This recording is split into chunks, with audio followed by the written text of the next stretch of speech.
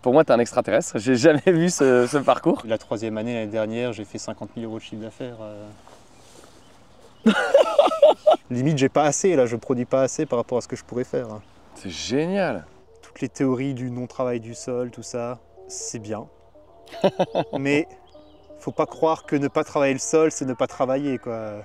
Salut les amis, aujourd'hui je me trouve à la ferme Les Légumes Frischmann chez Colin qui a décidé de transformer la ferme horticole de ses parents en maraîchage. Et je vous laisse tout de suite découvrir son histoire qui est assez passionnante.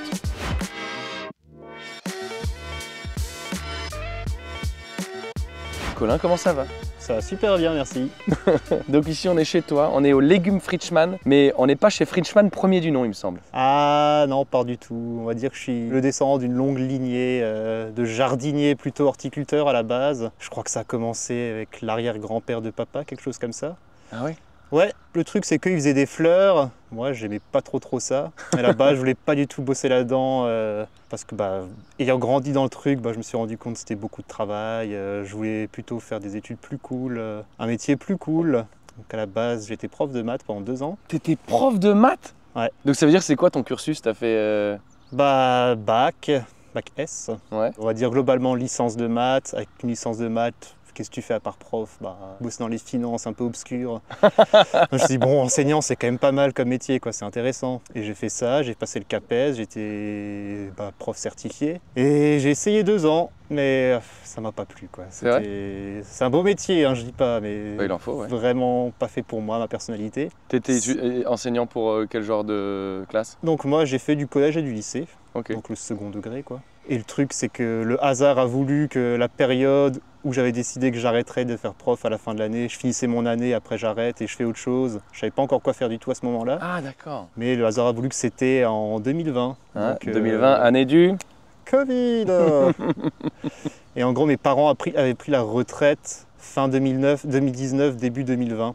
Donc qu'on comprenne bien, toi tes parents étaient horticulteurs. Ouais. Et ça, on l'a pas encore dit aux gens qui nous regardent, mais là, on est sur des terres que cultivaient tes parents. C'est ça, ouais, c'était la zone plein champ, on va dire, et c'était principalement de la bruyère qui se faisait ici. Donc c'est une bruyère? Bruyère, aussi appelée Erica, Calune, 50 appellations synonymes pareilles. En gros, c'est une plante automnale vivace qu'on met beaucoup en floraison automnale et aussi sur les tombes, ce genre de choses. Et c'était produit ici en plein champ. Donc c'est un truc qu'on multipliait chaque année à partir de pieds mères jusqu'à être rempoté dans des pots en terre cuite qui étaient plantés après dans la terre directement et qui finissaient leur culture ici et après ça partait en vente, quoi. D'accord. Donc c'était vraiment, là c'était un énorme champ de bruyère et des comme ça, il y en a 3 autres encore. C'est des champs de 2500 mètres carrés là. Tes parents ils partent à la retraite de leur métier d'horticulteur? De leur métier d'horticulteur, c'est En ça. 2020 aussi? En 2020. 2019, ils ont licencié les quelques employés qui leur restaient et ils ont fini la saison 2020, donc jusqu'au mois de mai. En mars 2020, confinement. Du coup, moi, j'étais à Strasbourg à ce moment-là, je me dis vas-y, je rentre à la maison pour me confiner, je serai plus tranquille. Et en gros, je bosse avec mes parents pour faire la dernière saison, quoi, l'horticulture, on repique les petites plantes, on distance, on tuteur les géraniums, pour faire la dernière vente, pour clôturer vraiment leur boîte. Et je me dis, bon, ça me faisait chier quand j'étais gamin, mais finalement, on est quand même bien à la maison, on est bien à l'horticulture, on est calme. Surtout que je sortais 2 ans d'enseignement où ça allait pas, où gérer des gamins, c'était pas mon truc, quoi. Et j'aime quand même assez bien la paisibilité. Et me retrouver un peu tout seul dans mes serres, je me suis dit, c'est quand même bien. Mais les fleurs, j'y vois pas trop d'intérêt, je pense que ça n'a pas trop d'avenir non plus. Et j'ai toujours un peu ce délire qui trotte dans ma tête. Si je fais rien de ma vie, vas-y, je vais à la maison, je plante des légumes ou j'élève des chèvres, des vaches, j'en sais rien. Je pense que c'est un délire que beaucoup de gens ont. Ouais. Je pense que le nombre de gens qui se disent de toute façon, moi un jour j'arrêterai tout et j'irai élever des chèvres. Après, la différence, c'est que moi, je venais quand même de ce truc-là.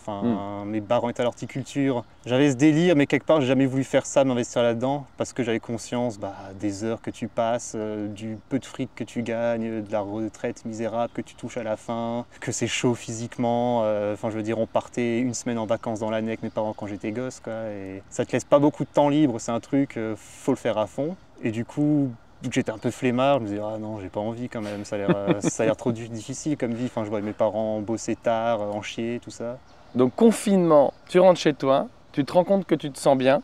Et là, quel est le déclic qui fait que tu bascules sur... Mais déjà, est-ce que tes parents, ils avaient trouvé repreneur ou pas du tout? Pas du tout. Et ils y avaient pensé ou pas? Non. On est 3 dans la famille. J'ai un frère aîné qui est horticulteur, mais lui qui allait bosser en Suisse. Il est revenu en Alsace mais en tant que salarié, quoi, et ça l'intéressait pas du tout de reprendre le truc. Ma sœur, elle s'est fait une carrière dans le design, on va dire. Moi, j'étais le petit dernier, je m'orientais vers prof et bon, bah, ça a foiré. Il n'y avait pas de repreneur, donc mes parents, ils partent à la retraite. Donc fin 2019, début 2020, bah, t'as plein de mecs qui appellent papa, vous avez quand même du terrain là, vous partez à la retraite, il paraît. Surtout pour ce qu'on verra après à la maison, quoi, les serres à la maison. Bah, tout de suite, des mecs voulaient venir pour racheter, pour foutre des immeubles, machin, créer un lotissement. Donc ils ont invité papa au resto début 2020. Mars, Covid, confinement, plus personne, quoi. Ah ouais? Ouais. D'un coup, plus personne n'était intéressé par l'affaire. Et du coup, ils étaient en mode, bon ben, eux ils arrêtent et on verra après ce qu'ils font, quoi. Du coup, moi j'arrive à ce moment-là, ah bah finalement, je leur explique que je veux plus être prof, j'arrête à la fin d'année. Ma mère, mais non, mais c'est sûr. Je fais bah oui, j'ai démissionné, mais tu fais pas leur écrire, leur dire que tu as changé d'avis. Je fais bah non maman, parce qu'en fait, maman voulait absolument pas qu'un enfant reprenne l'exploitation. Parce que pour elle, c'était trop de boulot, trop chiant, trop de contraintes. Elle était contente en fait que je finisse prof, mon grand frère soit salarié, ma soeur et son truc aussi. Mais c'est vraiment le déclic, c'est d'avoir essayé de faire autre chose. Ça m'a pas plu et j'ai toujours bossé ici, j'ai quand même pris quelque part goût à ça, quoi. Et j'ai toujours cette petite idée de maraîchage, même si j'ai pas de formation là-dedans, quoi. Mais je me suis dit, c'est le moment, là j'ai une opportunité, mes parents arrêtent, moi j'ai rien à faire, j'ai 2 ans de chômage. C'est le seul avantage, j'ai été licencié à la fin de mon truc de prof, donc j'avais 2 ans de chômage devant moi pour me lancer dans quelque chose. Donc je me suis dit, vas-y, j'essaye. Papa a dit, essaye. Si t'avais pas tout ça, enfin les serres, le terrain, j'y croirais pas. Mais là, ça vaut le coup d'essayer, quoi. T'as déjà du matos de base qui va te permettre de te lancer et tu verras bien ce que ça donne. Okay. Donc c'est parti, quoi. Donc là, tu m'apprends 2 choses. Tu m'apprends que déjà, quand on est fonctionnaire, on peut avoir le droit au chômage, et ça, je savais pas. Je réponds tout de suite. Tu peux, mais sinon, j'ai la deuxième question. Deuxième question. Là, tu t'es lancé, t'exploites tout ça sans aucune formation?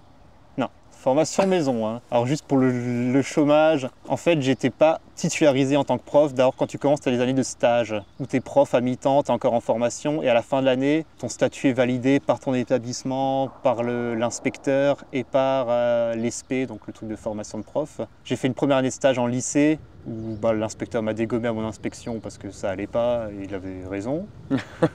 Ils m'ont donné une deuxième chance en collège. Franchement, ça allait mieux. Déjà, je préférais le collège, le programme de maths, tout ça. J'avais une bonne tutrice qui m'a bien accompagné. Franchement, ça se passait pas trop mal, mais j'aimais pas, quoi.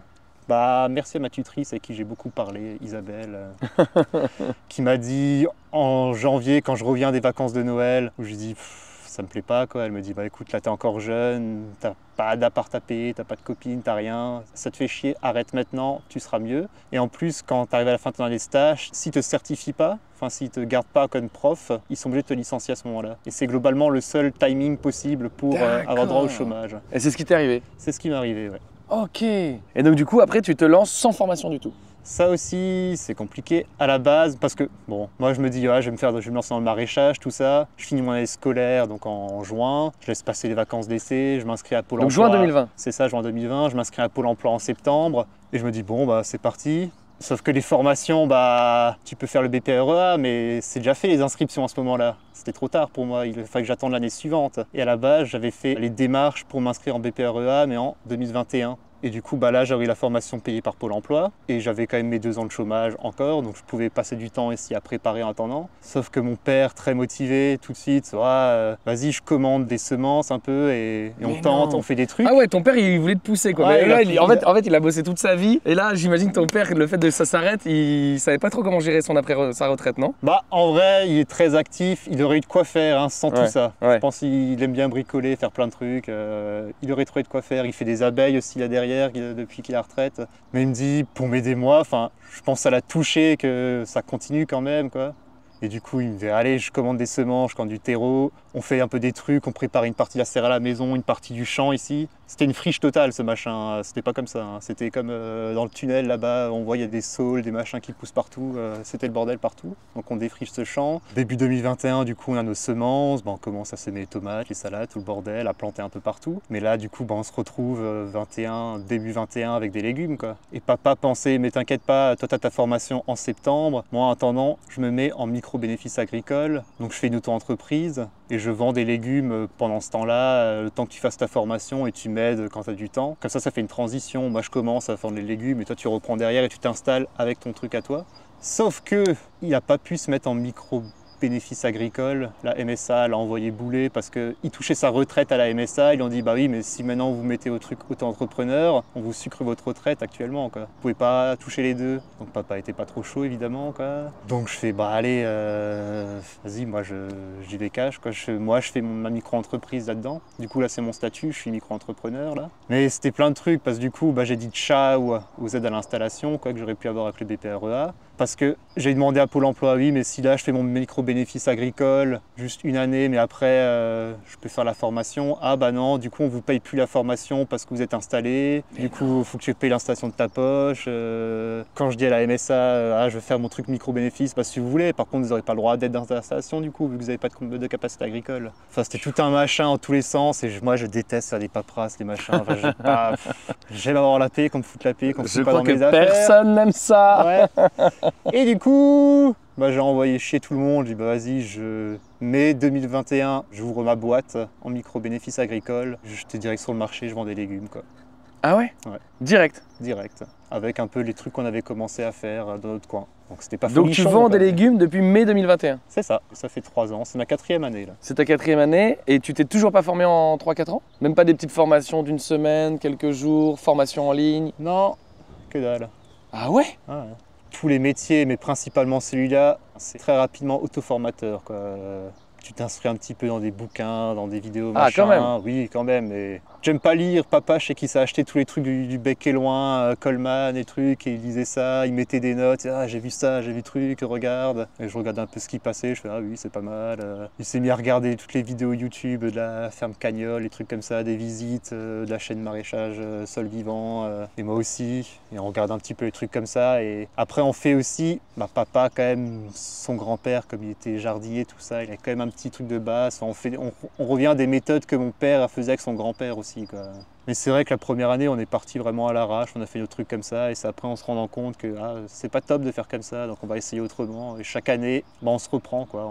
On fait le bilan, ça a bien marché, on va essayer de continuer de cette manière-là, ça c'était nul, on essaye autrement. Si on réessaye, ça marche toujours pas, peut-être qu'on laisse ce truc de côté, on passe à autre chose. Ça s'apprend tout seul si on peut se donner le temps de le faire, quoi. Parce qu'après, bah, j'ai pas fait de formation, j'ai pas aidé à l'installation, mais du coup là, globalement, si j'avais fait la formation, que j'avais fait l'installation, tout le bordel, bah, limite je commencerais cette année presque, quoi. Bah, et là, j'ai quand même 3 ans de pratique derrière moi, quoi. C'est vrai que t'as pas eu les aides, tout ça, mais du coup j'imagine que d'avoir déjà eu le terrain et ici, c'est Bah, quand même, ça vaut quand oui, même oui. toutes les aides. Ça vaut tout l'or du monde presque déjà, quoi, aussi. Ouais, c'est ça. C'est aussi être reconnaissant de ça, bien sûr, c'est clair. Alors c'est vrai que c'est le genre de question que j'aime bien poser plutôt en fin de parcours, mais là je suis désolé, je rentre directement dans le vif du sujet parce que pour moi t'es un extraterrestre. J'ai jamais vu ce parcours, quelqu'un qui se lance comme ça sans formation. Sur le tas en plus comme ça, d'une envie de allez on y va et on se lance. Sur les 3 premières années, parce que tu dis que tu apprends toujours de l'année d'avant, ton chiffre d'affaires a augmenté chaque année quand même ou pas? Oui, oui. Ouais. Oui, là, On peut en parler de combien? On parle cash de chiffres là? Mais si on peut, ouais. Oui, vas-y. Bah, la première année, déjà c'était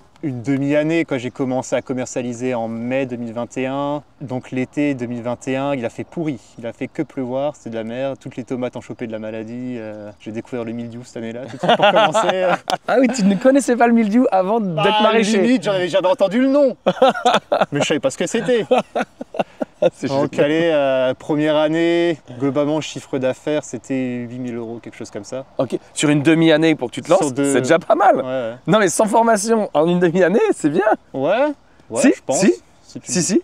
Après, deuxième année, bah, on a enchaîné 2 années de sécheresse, ensuite tu l'as fait bien chaud. Le début d'année était de nouveau galère, mais à partir de l'été 2022, j'ai débarqué avec mes tomates au marché et ça a quand même lancé la machine, quoi. Ça a attiré du monde. Et deuxième année, j'ai fait 30 000 € de chiffre d'affaires. En deuxième année, 30 000? Ouais. Ah ouais, donc t'as plus que triplé, dingue. Ouais. Là, tu sais que 30 000 €, c'est déjà les chiffres d'affaires que les gens ils font Ouais. quand ils ont fait leur formation, qui sont installés, qui sont en 2-3e année. Donc sans formation, tu as déjà rattrapé le gap, quoi. Et l'année dernière, bah, clairement, je suis marché toutes les semaines, tous les samedis matins, je suis au marché d'Iguivillers, je m'arrête de après Noël à mi-février. Et tout le reste de l'année, tous les samedis j'y suis, je fais de la vente à la maison, tout ça. Et en gros, bah, ça a pris quoi, cette année-là. La 3e année, l'année dernière, j'ai fait 50 000 € de chiffre d'affaires. Ah ouais? Sans formation? T'as pas de salarié? Non, T'as des woofers? j'ai que dalle. J'ai un père retraité qui m'aide beaucoup. C'est une machine, papa, il compte pour 3. Hein. Ouais. Et bah, moi, j'essaye de compter pour 2 quand lui il compte pour 3, quoi. Ouais, ah bah oui. Mais non, mais alors là, vraiment, moi je suis sur le cul. 50 000 € de chiffre d'affaires en année 3, en étant tout seul, sans formation, c'est impressionnant franchement. C'est impressionnant, tu te rends compte ou pas? Bah oui, je sais que c'est beaucoup et quand je vois un peu les vidéos, les visites que tu as fait ou d'autres gens, ils parlent un peu de chiffre d'affaires, c'est souvent des chiffres que les gens citent car ils ont plusieurs années derrière eux, quoi. Ou ils font plus mais quand ils ont des employés, quoi. Et là, ouais. Mais bravo, cool. hein. Mais ouais, mais maraîcher, c'est deux trucs, quoi. Il y a produire des légumes et il y a les vendre. Ouais. Et vendre, c'est compliqué, quoi. Il faut trouver ta place. Et Ouais. moi, grâce au marché qu'il y a Ingviller même, vraiment, je vends où je produis, quoi. Mais c'est merveilleux. Et le marché marche chaque semaine. Au début, les premiers marchés, j'étais là avec mes 2 garnitures, avec mes légumes posés dessus. Et je me faisais chier pendant 4 heures parce que j'avais un gars qui venait m'acheter une salade toutes les 20 minutes. Et là, maintenant, j'ai la queue, quoi. Et je vends tout le temps, quoi. Limite, j'ai pas assez, là. Je produis pas assez par rapport à ce que je pourrais faire. C'est génial. Voilà. C'est génial, par contre, il se met à pleuvoir. Est-ce que c'est juste un petit crachin ou est-ce qu'il va vraiment pleuvoir là, tu penses? Parce que bon, t'es maraîcher là, normalement t'es sur ton terrain tous les jours, tu connais mieux que nous la météo. La météo d'ici, depuis 8 mois, globalement, c'est ça. Soit il peut plus. Là, c'est un petit crachin, ça va pas être trop violent, mais ça va être au moins comme ça, quoi. Ça va pas tomber plus vu le ciel. Ah, plus termine dans 9 minutes, ils disent. Donc vas-y, on va continuer sur la commercialisation puisqu'on parlait de ça. Donc tu dis que tu fais les marchés d'Ingviller tous les samedis. Tous les samedis. Quelles sont les autres sources de commercialisation? Parce que tu le disais, effectivement, il faut produire des légumes et les commercialiser, c'est aussi très important. Ça, on essaie de le voir et d'en parler avec les gens qu'on visite. Et chacun sa méthode. Donc toi, c'est marché quoi d'autre? Ou c'est 90% du marché? C'est comment? Le marché, globalement, ça représente entre 60 et 70% du chiffre d'affaires, quoi. Et après, le reste, ça va être de la vente à la maison en direct. Et là, c'est surtout à partir de l'été. Après, je fais pas mal de replants de légumes au printemps quand même aussi. Vu que je produis tous les replants moi-même aussi. Enfin, 90% des replants, c'est moi qui les sème. Quand tu dis tes replants, qu'on soit bien d'accord, c'est juste les plants? Moi j'appelle ça des plants. C'est toi qui produis des plants ou des replants? Qu'est-ce que tu appelles des replants? J'appelle ça replant en fait, je sais pas pourquoi. Parce qu'on a toujours dit comme ça à la maison. Ah ouais? Je suis désolé. Ça doit être une déformation d'horticulteur? Ouais, peut-être. Parce que les plants, on est d'accord, c'est juste tu sèmes, oui. ça arrive dans un godet et tu le mets sous ta vache. Oui, plan de légumes. Ok, c'est vraiment, je sais pas, la maison on dit comme ça. Ah oui, vous dites replants? Ouais. Ok. Là, il pleut vraiment. Ouais, hein. Désolé les amis, on va se mettre à l'abri, on revient. Donc on s'est mis à l'abri sous la serre, évidemment le temps qu'on change de setup, il s'est arrêté de pleuvoir bien sûr, sinon ce ne serait pas drôle. Tu disais que tu faisais 90% de tes semis, on peut dire 90% de tes plants. Voilà, ouais. Mais on parlait de commercialisation, parce qu'après je te demandais justement le pourcentage de vente entre le marché, la vente chez toi, tu me parlais un petit peu de tes circuits. 60-70% le marché, après il y a de la vente directe à la maison. Enfin, ce que j'appelle à la maison, c'est le magasin que j'ai où il y a les serres, tout ça. Donc là, au printemps, il y a les plants de légumes du coup. Voilà, c'est pour ça qu'on s'est mis à parler de plants, parce que tu vends aussi du plant. C'est ça. À partir de l'été, j'ouvre 3 fois par semaine à la maison pour vendre du légume, surtout à partir des tomates, quoi.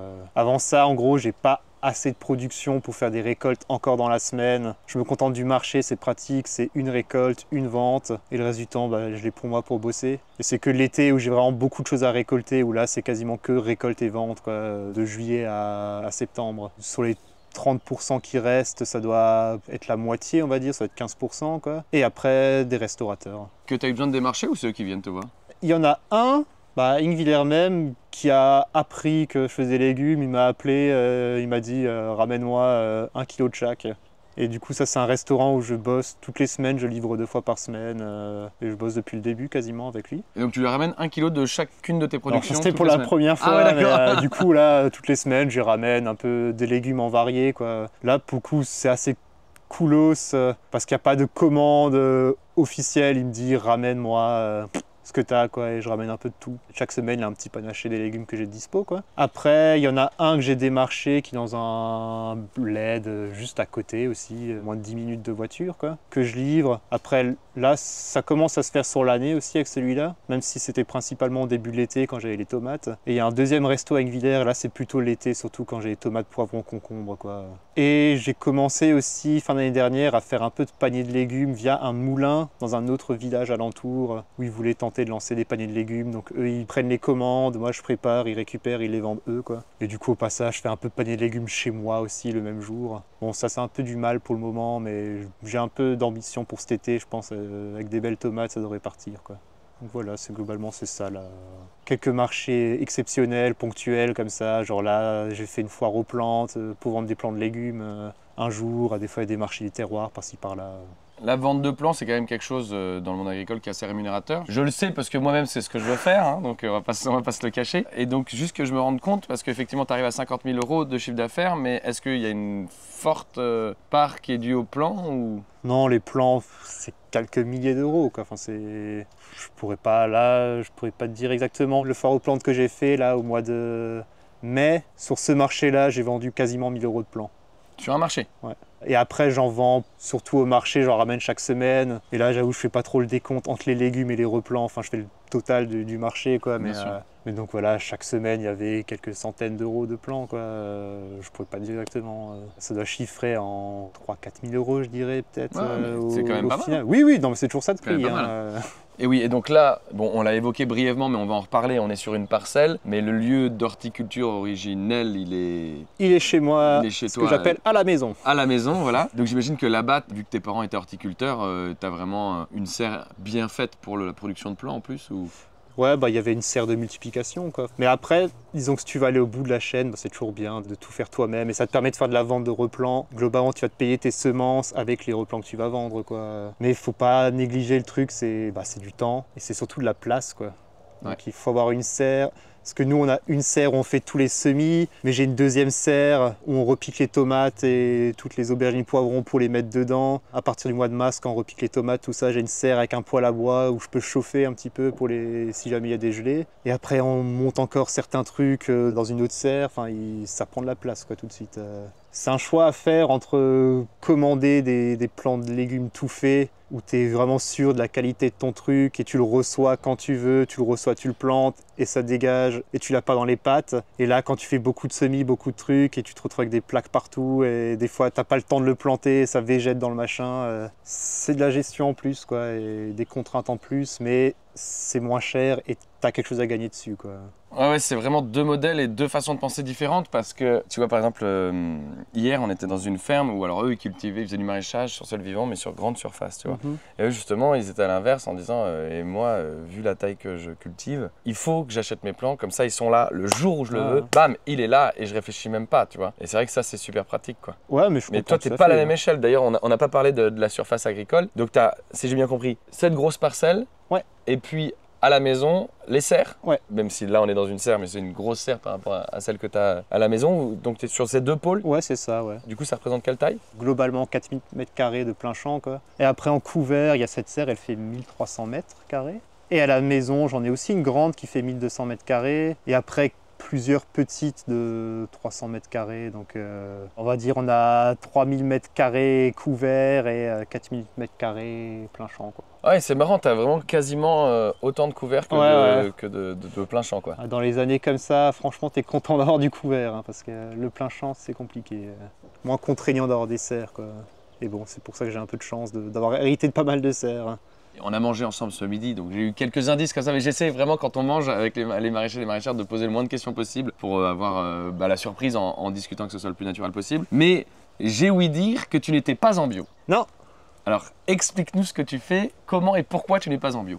Comment dire, quand je me suis lancé déjà, vu que moi j'ai pas d'aide d'installation, tout ça, le bio, l'assertif bio, j'aurais dû la payer, quoi. Donc déjà c'était un premier frais que j'avais pas envie les premières années de m'imposer, même si c'est pas forcément beaucoup sur l'année, mais c'est toujours ça de gagner. Et au début, je n'étais pas vraiment renseigné sur ce qu'était le bio aussi. Je me disais, bon, le bio, c'est mieux que le conventionnel, quoi. Enfin, je voyais ça en deux blocs, en fait, bio ou conventionnel. Et du coup, j'ai commencé sans faire de certif en me disant, voilà, dès que financièrement je m'en sors, je pourrais faire l'assertif, tout ça. Mais le truc, c'est que j'ai commencé le marché et globalement, les gens s'en fichaient, quoi. Ils ne demandaient pas si c'était bio ou pas, ils voulaient savoir si c'était local. Et bon, pour le coup, ça l'était. Et moi, de base, je suis parti sous le principe sans traitement. Donc il n'y a que dalle, quoi. Je mets pas de bouillie bordelaise sur mes tomates, j'ai pas de BT pour les patates. Enfin, il y a les restes de patates, elles sont pleines de dorifort, tout ça. Pareil pour les pucerons, j'ai pas de traitement, quoi. Et j'expliquais ma démarche parce que les gens me posaient au marché, pourquoi vous n'êtes pas bio? Je disais, moi je traite rien. Et j'avais pas envie de devoir passer par une certif, sachant que dans le bio il y a des traitements. Ça, on ne le sait pas forcément, c'est juste que des produits d'origine naturelle, mais certains, ils sont controversés, quoi. Notamment bouillie bordelaise, ce genre de trucs. Et j'avais pas envie d'être classé dans le truc bio, à côté de gens qui sont bio mais qui vont peut-être faire des traitements et moi qui n'en fais pas, donc je préfère juste marquer sans traitement et c'est ma parole quoi, mais ça va aux gens donc moi ça me va quoi. Mais alors du coup par exemple une année où, enfin la première année où tu as découvert le mildiou, j'imagine que du coup tu as laissé tout cramer. Ouais. Et du coup, là, si ça te réarrive, tu fais quoi? On ira voir les tomates après. Parce que là, cette année est bien plus humide qu'il y a 3 ans, quoi. C'est l'automne depuis novembre ici. Hein. Il fait que pleuvoir. Là derrière, il y a un chandail, il est inondé. Là, il pourrit, les oignons pourrissent dedans. Enfin, mes tomates, elles sont dans l'humidité, dans l'air humide. Il y a des vitres, c'est une serre en verre. Il y a des vitres pétées où il pleut littéralement dessus dès qu'il pleut, quoi. Et on verra que j'ai pas de maladie, quoi. Et on verra... Pourquoi? Là, tu es en train de nous teaser en fait. Disons que la première année où j'ai eu de la maladie aussi, bon la première année ça s'est fait très à l'arrache. La grande serre que je cultive, c'était une horticulture où j'étais. Donc toutes les serres étaient hors sol. J'ai pas de terre, j'ai pas de sol quoi. C'était la structure de la serre remblayée avec de la terre en vrac, du sable rouge hyper condensé qui est tassé depuis 30 ans quoi. Avec une couche de sable par-dessus, des fois du gravier pour niveler, pour mettre des toiles tissées, pour poser les pots dessus à plat. Donc j'ai dû complètement tout dégager pour foutre du fumier, foutre du compost, pour créer un sol. Je suis presque en culture sur but à la maison parce que je crée 30 cm de sol quoi, chaque année en réamendant. Et la première année, j'ai pas eu le temps de tout faire. Sur les 1200 mètres carrés, j'avais une petite partie. Ce qui s'est passé avec les tomates, c'est que je les ai plantées dans des gros sacs. Les sacs qu'on voit un peu partout sur le champ qui sont remplis de sable, dont je me sers pour lester. On plantait un pied de tomate dans un sac comme ça. Papa, il faisait comme ça à l'époque de l'horticulture parce que lui, à la fin de la saison, quand il dégageait tout, il vidait une serre, il plantait le reste des replants dans les sacs avec du goutte à goutte. Mais sauf que papa, il les faisait tourner au goutte à goutte avec le mélangeur d'engrais, quoi. Donc la tomate, elle poussait, pas de souci. Et là, moi, j'étais en mode, non, pas d'engrais chimique, tout ça, ça dégage, on est naturel. Mais du coup, ta tomate dans ton sac, t'as beau avoir mis du compost à la base, elle a fait sa pousse et après 2 mois de pousse, elle jaunit et elle est faiblarde. Et du coup, c'est pour ça que j'ai de la maladie. Là, on verra dehors. Enfin, après, les tomates, elles sont, malgré le temps dégueulasse qu'il fait, elles sont vraiment belles. Et c'est ça, un plant sain est 1000 fois plus résistant qu'un plant qui a du mal à pousser, quoi. Et elles sont hyper denses, hein. Enfin on verra après. Mais... Ok, trop bien, trop bien, trop bien. Ça c'est un bon teasing, ça, c'est un bon teasing. Bah écoute, moi je trouve qu'on a fait un joli tour. Est-ce que toi tu as un truc à rajouter sur l'historique, des choses qu'il faudrait savoir ou... Écoute là, je pense qu'on a fait le tour hein, globalement. Bah du coup, là on commence dans une serre qui est une... donc une ancienne... C'est la récolte de patates de l'année dernière? Et c'est des reliquats qui sont en dessous? Non, c'est les patates nouvelles ça. Ah c'est les patates nouvelles? Mais disons que j'ai eu quelques gros problèmes. C'est que... j'ai des moutons. T'as des moutons? Ouais, j'ai juste quelques moutons pour le fun. Pour le fun. Comme si on avait le temps d'avoir du fun. Ils sont pas très fun parce que, disons, quand ils ont le choix entre bouffer des légumes et bouffer de l'herbe, ils bouffent des légumes, quoi. Ils bouffent des légumes? Mais ouais. Du coup, quoi, comment ils sont rentrés là? Là, dans la bavette, il y avait une partie juste là-bas, là, elle est un peu déchirée. Ils ont forcé le passage et ils ont commencé à... Ils m'ont sorti les patates, en fait, efficaces. Hein. Ah ouais? J'avais l'impression que là, ils avaient passé le tracteur, c'était les premières patates bonnes à récolter, ils ont tout dégommé. Et après, bon, les patates, c'est vraiment la culture pour le moment qui me réussit pas beaucoup, parce que du coup, vu que je traite pas, j'ai des dorifores à foison, hein. C'est un truc de malade. Hein. L'année dernière, ils m'ont bouffé 100% des patates. Hein. Mais j'avais beau passer tous les jours, les écraser, j'écrase, je commençais à un côté, j'arrivais de nouveau, ils en avaient nouveau 15 dessus, quoi. Ils ont bouffé à ras. Et donc j'essaye différents trucs. Là, il y avait des semés de l'engrais vert un peu partout entre les rangs de patates, planter de l'ail. Je sais pas, on voit, il y a un peu des restes de lin sans doute, qui a des fleuris, de la facélie, de la vesse. On a vu avant, juste là à côté de toi, là. Ouais. Qui a priori, ça repousse un peu les dorifores, mais ça n'a pas trop marché. La saison était très compliquée. J'ai dû abandonner le butage et du coup le désherbage et ça a poussé en forêt, quoi. Mais du coup, j'en ai sorti une partie. Il y en a encore un petit peu partout en vrac. Il y a quelques patates là-dessous. Mais du coup, c'est de la patate primeur, quoi. Bon, du coup, l'avantage, c'est que tu n'auras plus qu'à broyer et c'est ça. Là, j'ai déjà ma matière organique sur place. Voilà, et on va juste bâcher ça une fois que j'ai sorti les dernières patates.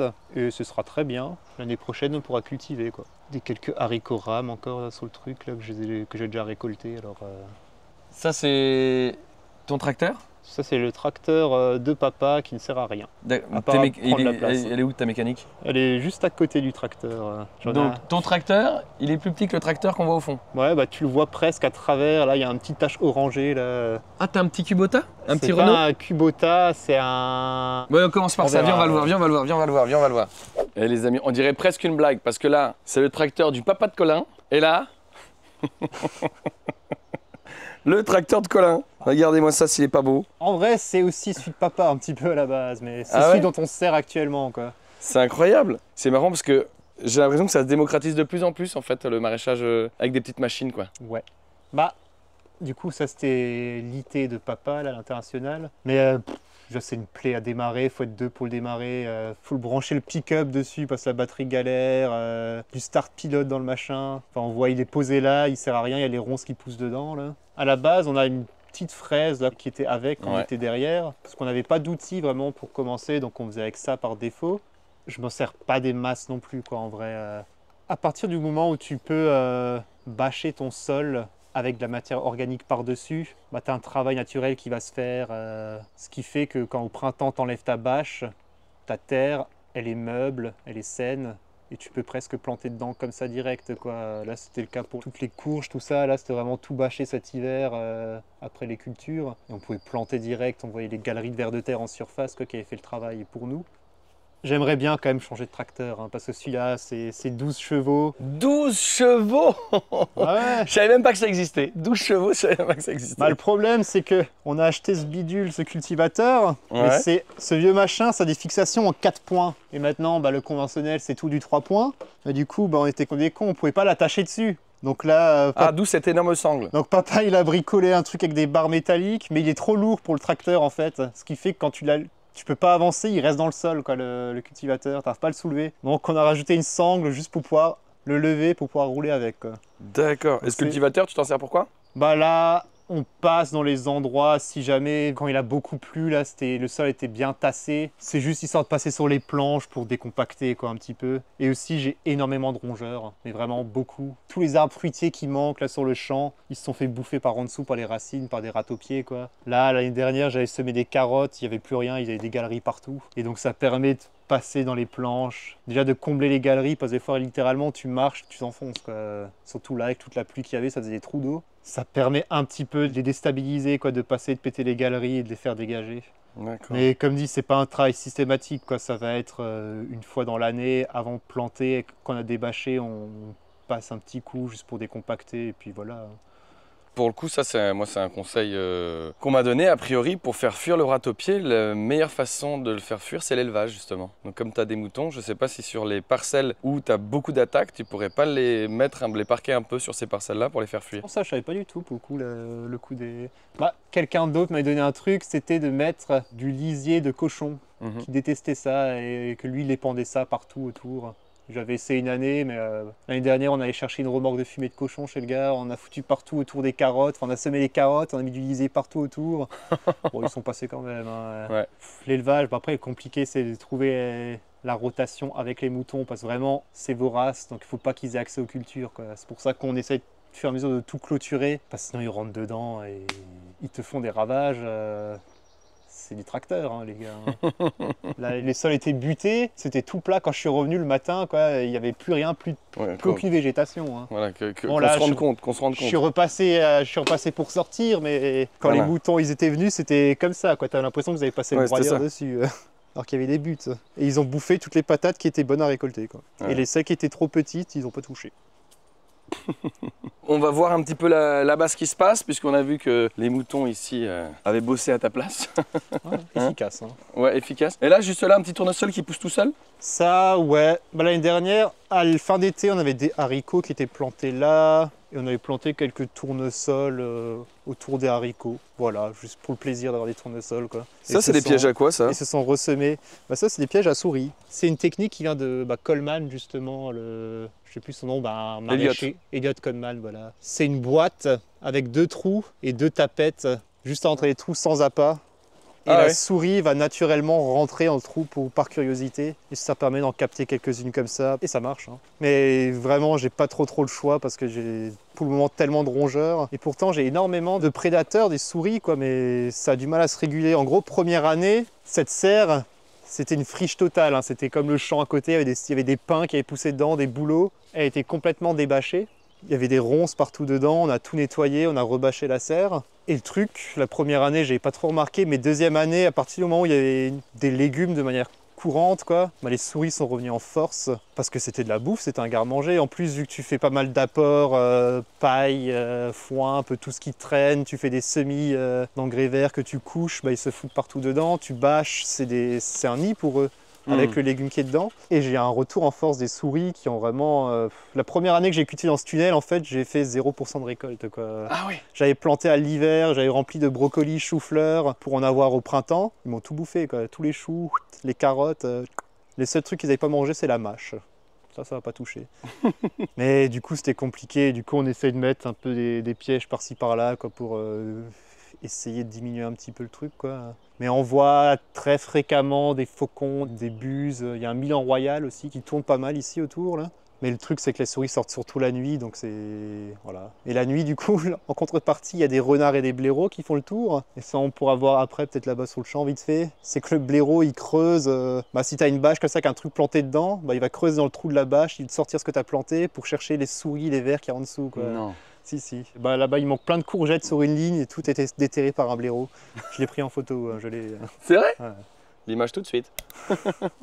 Donc là, qu'est-ce qu'on a? Du poivron. Bon, là, c'est vraiment la fin de série. Globalement, tous les légumes d'été, je les fais à la maison sous la grande serre, hein, où ça a été planté à partir du mois d'avril. Et là, c'est un peu tous les trucs qui restaient, qu'on a plantés là il y a 2 semaines, je crois, un truc comme ça. Des poivrons, il y a un peu de patates douces. Les tomates, c'est que des romas, quoi. C'est des tomates non tutorées, quoi, qui vont s'étaler partout. Là, au début, il y avait des melons. Bon, il n'y a plus de melons.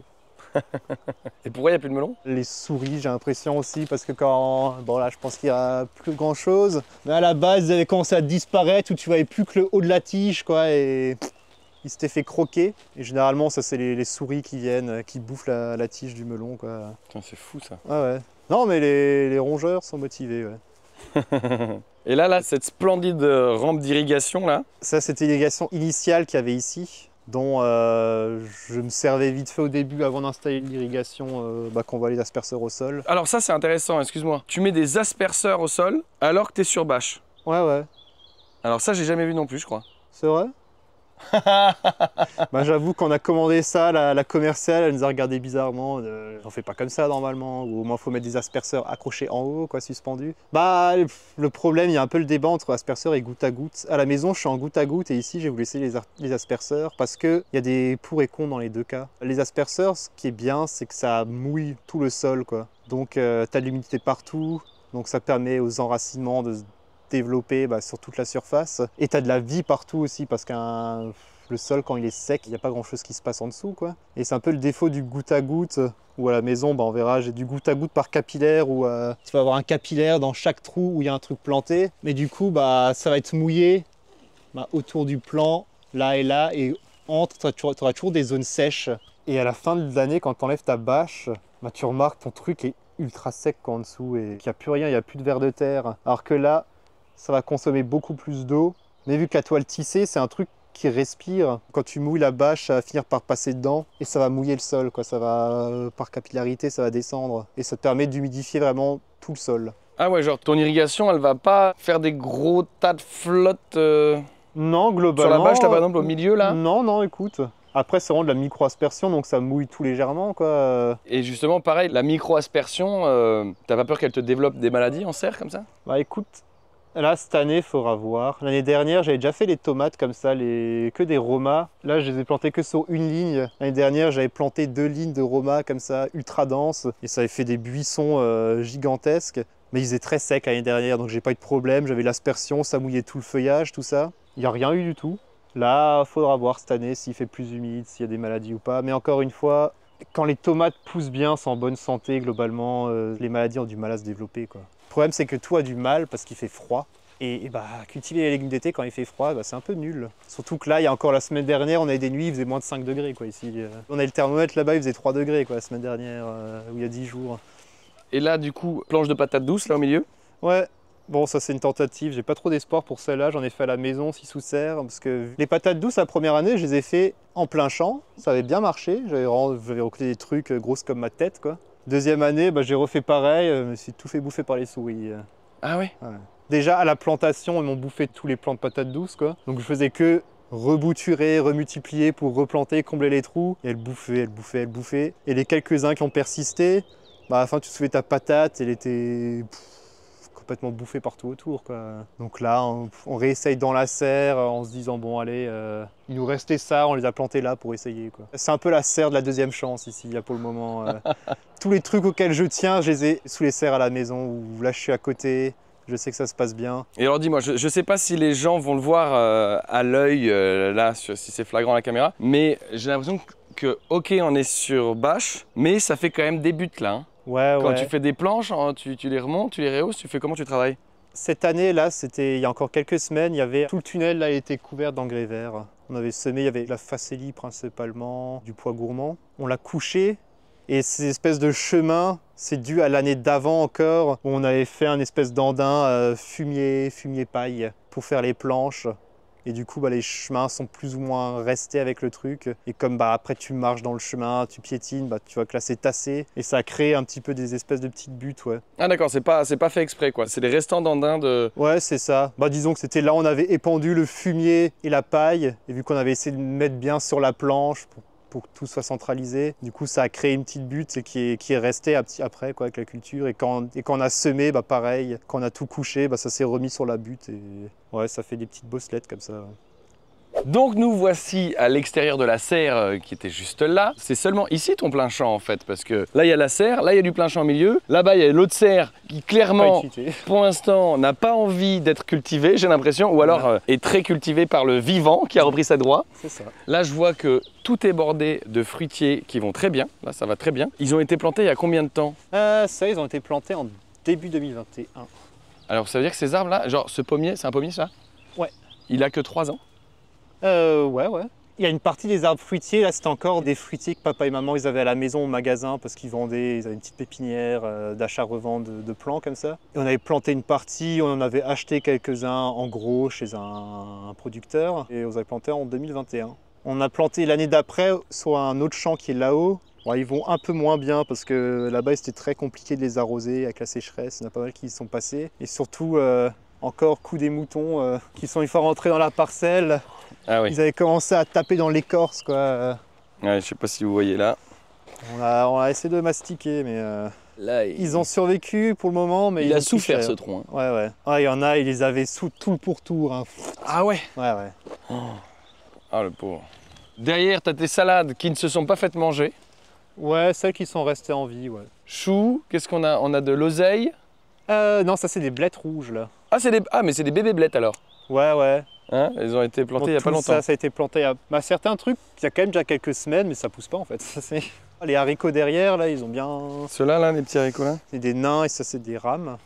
Ah oui, ceux qui sont au milieu là. Ouais, c'est ça, ouais. Ça fait au moins 3-4 semaines. Hein. Ah oui, donc ça végète un peu là. Ils commencent à peine à se reverdir, ils étaient tout jaunes en fait. C'est l'automne, hein. Ça fait 8 mois, c'est l'automne. Il fait que pleuvoir, il fait frais. Là, enfin, on passe un peu au-dessus des 20 degrés, quoi, mais la nuit, ça retombe. Juste l'humidité du sol est incroyable. Hein. L'avantage, c'est que du coup, tu n'irrigues pas beaucoup, j'imagine. Et ça m'arrange parce que niveau irrigation, je suis très limité ici pour le moment. C'est-à-dire, c'est que tu as quoi comme irrigation? Globalement, j'en ai pas, quoi. Comment ça, t'en as pas? Là, j'ai juste le haut du champ où j'ai des asperceurs fixes, mais ça fait une petite partie. Et tout ça, là, j'ai pas d'irrigation fixe. J'ai quelques tourniquets encore de l'horticulture que je déplace, que je branche pour faire tourner sur place. Mais du coup, c'est hyper chiant parce que faut le faire tourner, je sais pas, une demi-heure, 1 heure à un endroit, revenir ici, le déplacer, le mettre ailleurs. Et il prend, je sais pas, il prend sur 20-30 mètres quoi, le tourniquet. Pour le moment, ça m'arrange, c'est sûr, parce que quand c'est la sécheresse, c'est moins drôle. Il faut faire beaucoup d'allers-retours pour bouger l'irrigation. Le truc, je suis vraiment parti, j'utilise que pour commencer ce que j'ai sous la main encore de papa. J'ai pas fait encore beaucoup d'investissements. Au fur et à mesure, j'ai acheté l'irrigation, là, les asperceurs, j'ai l'irrigation qui est là. J'ai bâché cette serre. Pour le moment, on fait beaucoup avec de la récup, quoi. Et là, c'est les investissements que j'aimerais bien faire l'année prochaine. Si cette année se passe aussi bien que celle d'avant, ce serait un tracteur un peu plus costaud quand même. Pas forcément pour travailler le sol, mais juste pour... principalement, j'amende avec du fumier de cheval en fait. Mais le fumier de cheval, je le fourche à la main du tas sur la remorque ou sur le pick-up. Je le ramène ici, je le descends à la main dans des brouettes. Avec les brouettes, je décharge quoi. Ah ouais. Donc ça me prend tout mon hiver, je passe à ça en fait. Tout mon hiver, je fourche. Du coup, un tracteur juste pour une petite remorque. Mais pareil, un tracteur pas trop gros, j'aimerais bien conserver en fait les mêmes planches d'année en année et juste pouvoir rouler à cheval sur les chemins par-dessus la planche avec mon fumier derrière pour que je puisse passer tout droit, descendre le fumier. Voilà, ce serait déjà un gain de temps et d'énergie pas mal, quoi. Tu m'étonnes. Voilà, irrigation, tracteur, c'est un peu mes projets dans la vie. C'est des beaux projets. Parce que là, justement, là tu as une belle irrigation là, d'asperseur. Celle-là, Celle-là, elle est jolie. Hein. Bah ouais, mais celle-là, il faudrait que je la fasse sur tout le champ, quoi. Et alors justement, pour rester sur le projet irrigation, l'eau vient d'où? Alors, l'eau, on a un puits quelque part là derrière et globalement, on pompe dans ce puits, quoi. D'accord. Donc il se remplit vite, mais il se vide très rapidement, quoi. Donc pour l'instant, ça suffit. Le gros problème, ça va être pour pomper l'irrigation, parce que là, on a installé une vieille pompe qui traînait quelque part, là, une pompe immergée qu'on a dans le puits. Mais c'est une pompe plutôt à débit et pas à pression. Du coup, elle envoie de la flotte, mais pas très fort. Donc quand tu as juste ces petits asperceurs là, les micros là-dedans, ça va. Mais si je devais faire tout le champ, en une fois, j'arriverais même pas à les faire tourner, quoi. Il faudrait que Il y a une vieille station de pompage, parce que tout était irrigué avant, hein, mais tout était irrigué avec les chariots des rampes d'irrigation comme dans un tunnel. Il y en a encore une là-bas tout au fond du truc. Et il y a une grosse station de pompage avec 2 pompes pour envoyer de l'eau partout à pleine balle, avec des irrigations qui passent partout. Mais ça marche plus. Et donc il faut essayer de réinstaller un truc équivalent pour assez de flotte pour tout irriguer, quoi. Et donc il faut refaire la station de pompage et réacheter du matos. Donc pour le moment, je me démerde avec ce que j'ai et voilà. Voilà, cool. C'est le tourniquet, c'est le truc que tu vois là-bas, là, avec le tuyau jaune qui... On va aller le voir. Là, c'était pas clôturé ici avant? Non, tout était ouvert. En fait, à la base, j'avais juste des clôtures électriques rapides à mettre. Ouais. Bah, avec le vent, se pète la gueule et les moutons, ça saute plus haut qu'on croit. Bah, tous les endroits dans les carottes trouées, bah, globalement, c'est le blaireau qui a fait ses petits trous. Les carottes trouées, alors, qu'est-ce que tu appelles? Parce que du coup, là, c'est des planches de carottes. Là. Ouais. Là, et tu parles du gros trou qu'il y a au milieu là. C'est ça. Bah, j'ai rebouché, mais en fait le blaireau ça fait vraiment des trous de 40 cm de profondeur comme ça tout droit. Ah ouais? Ouais. Si on a de la chance, on va en trouver un. Et la carotte elle marche ici quand même, hein? Ouais, là ça va. Là t'as bien réussi. La carotte ça commence à bien venir. Les premières années de carotte c'est compliqué, je comprenais pas pourquoi. Je semais et je tirais ma carotte et j'avais juste une boule. Attends, prenons le temps de parler de ça parce que c'est un truc que j'entends souvent dans le maraîchage. Les gens qui se lancent, ils ont du mal à faire de la carotte. Ouais, je confirme. Alors tu confirmes? Alors quel était le secret? Le secret, ce sol-là, il n'a pas été travaillé du tout. Cette parcelle-là, il n'y a pas de machine qui est allée dessus depuis plus de 2 ans. J'avais fait un apport de foin. On avait planté les courges dans le foin. C'était bâché avec des toiles tissées. Dans le reliquat de fin, j'avais semé de l'engrais vert qu'on a rebâché. Et l'année dernière, on avait des poireaux et céleri sur bâche, des poireaux qui étaient devenus des trucs monstrueux, ils avaient poussé de malade. Avant les poireaux, on avait refoutu du fumier partout, du fumier bien décomposé, vraiment du vieux. J'avais tout laissé les bâches cet hiver et j'ai débâché et la terre était magnifique, quoi. Bah, elle est devenue... C'est hyper sablonneux hein, chez moi, là, la terre. Hein. On n'en a pas parlé, ouais. Tout à la base, c'est un sol de sable. Tout en bas, c'est du sable pur. Plus tu montes, là, on voit qu'en sort des apports, la terre devient un peu plus sombre et... Ouais. À une meilleure granulométrie. Là-bas, c'est un peu plus lourd le champ qu'il y a là derrière. Mais globalement, c'est très sablonneux. Et là, à force de faire des apports, tout ça, bah, on voit qu'il y a un truc qui commence à se construire. Le sol est vraiment pas mal, qui commence à être bien. Et globalement, c'est ça, la carotte. Bah, pas de travail de sol, j'ai l'impression que ça marche mieux, quoi. Mais il faut que ton sol, il a été amendé des années avant. Je pense que la carotte, c'est un truc vraiment à faire en rotation après plusieurs années de culture où tu n'es pas passé avec ton tracteur pour créer une espèce de semelle, j'en sais rien, où ça va pas passer. Bon, il faut pas de cailloux. Et il faut de l'humidité en fait, surtout. Parce que ta carotte, elle va pouvoir percer droit tant qu'elle trouve de la flotte, quoi. Sinon, ça va partir en vrille, quoi. Ça fait des trucs dans tous les sens. Et en gros, il faut pas d'obstacle dans sa croissance. Et après, là, bon, j'ai pas envie de piffer, sinon je vais encore sortir. Je vais sortir une boule, mais des fois, j'en sors certaines qui trouvent un. Bon, là, j'ai cueilli les plus grosses là pour le marché, là. Mais... Bon, c'est des petites celles-là encore, là, mais ça pousse droit. Et des fois, t'en trouves où ils en trouvent un obstacle. Et elle a fait tac-tac. Et elle a poussé en une ligne, mais en faisant un virage comme ça. C'est hyper rigolo. Et j'ai de moins en moins de carottes boules. Ah bah tiens, regarde là. Ça c'est le blaireau. Ça c'est le blaireau, ça. Ouais. Qu'est-ce qu'il a voulu faire exactement? Parce que là... Bah il cherche soit des souris, soit des vers, quoi. Il creuse. Là ça va, des fois il fait vraiment des trous béants, quoi. Par contre là, tu vois, le fait de creuser et tout, on se rend vraiment compte à quel point ton sol il est noir, quoi. Ouais, c'est un beau sol. Hein. En dessous, après, j'ai l'impression qu'il y a quand même ça devient plus clair et c'est plus sablonneux, nouveau. Ah ouais? Ouais, il me semble, normalement, je sais pas, une fois j'avais tapé dedans, tu commençais à avoir une espèce de croûte qui se formait. Mais ça, c'est un peu mélangé, là, on voit qu'il y a un peu plus de sable par là. Mais bon, C'est même de l'argile en fait. Ouais, j'ai l'impression que c'est collant, ça ressemble à de l'argile. En fait. Ouais. C'est 3 ans d'apport quoi en fait. C'est full fumier quoi, full fumier, engrais vert, paille, foin, enfin en gros toute la matière organique que je peux trouver quoi, je balance. Ah oui, tout. Ouais. Donc tu fais vraiment... Bah, je sais qu'il y a toujours les grands débats de oui, il faut mettre de la paille, faut mettre du foin, la paille c'est mieux que le foin, non, t'as c'est l'inverse. Moi je pense que la matière, c'est de la matière quoi. Et faut pas, je pense par contre ce qui est bien c'est de mélanger les matières quoi, pour avoir un truc justement plus complet quoi. La paille qui va être un peu plus carbonée, le foin plus azoté, le fumier c'est de l'animal. Je pense que c'est toujours bien d'essayer d'avoir du fumier avec de la paille ou du foin, c'est l'apport complet. Ouais. Et il y a vraiment une belle vie qui se crée là-dedans. Enfin, t'endaines tes trucs, là, tu remets ta bâche par-dessus là, pendant l'hiver, et à l'automne t'enlèves. Enfin, tu vois la diff, quoi. C'est beau, c'est propre, il y a plein de vers de terre, il y a plein de cloportes, il y a toutes sortes de choses vivantes, quoi. Il y a plein de champignons qui poussent. L'objectif, c'est ça, c'est chaque année de réussir soit à amender, et là, je commence à plutôt aussi mettre des engrais verts, comme là en bas, j'ai semé, quoi. Parce que ça a l'air vraiment pas mal les engrais verts, c'est juste qu'il faut trouver le bon timing pour les semer quoi. Ouais. Voilà, tu vois là j'avais un semis de trèfle. Bon ça on l'a couvert là il n'y a pas longtemps du tout. Là il commence à être complètement défleuri. Et là l'objectif c'est de laisser ça bâcher au moins pendant 1 ou 2 mois quoi encore. Et là faut encore voir. 1 ou 2 mois ouais. Et faut...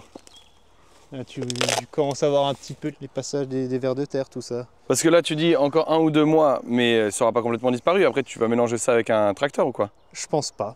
Ah ouais? Juste tu laisses ça 1 ou 2 mois et après tu peux planter directement là-dessus? Ouais. Mais ça veut dire que là, on voit que tout est un peu gonflé, quoi. Donc ça, c'est l'herbe qui essaie de remonter. C'est ça, ouais.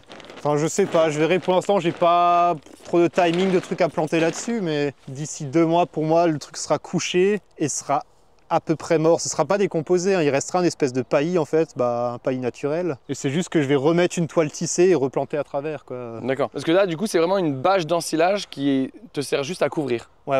Que tu as récupéré aussi? J'en ai récupéré certaines, j'en ai acheté des neuves aussi. Parce que le problème c'est que tu récupères chez les paysans, bon des fois c'est des petits bouts, ils sont tout déchirés. Donc j'en ai déjà acheté 1 ou 2 quoi aussi, des bâches d'ensilage, mais il y en a des récupérées. Ouais. C'est un super outil moi je trouve. Après, je sais qu'il y a toujours ce débat entre c'est du plastique, comment on peut prétendre maraîcher sans traitement, tout ça, pour la biodiversité, et tu utilises que du plastique partout. En fait, je plante quasiment plus rien hors bâche parce que je suis tout seul.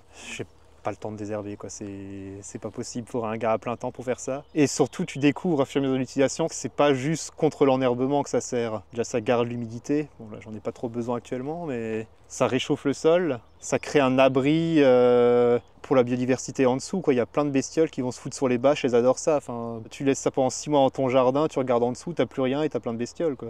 C'est un nid à la biodiversité et c'est juste beaucoup trop utile. Je pense à la petite échelle. Si tu veux pas trop utiliser de tracteur, si tu veux pas utiliser de saloperie de glyphosate, de machin, c'est la seule solution que tu as à terme. Pour pouvoir cultiver ton sol, toutes les théories du non-travail du sol, tout ça, c'est bien.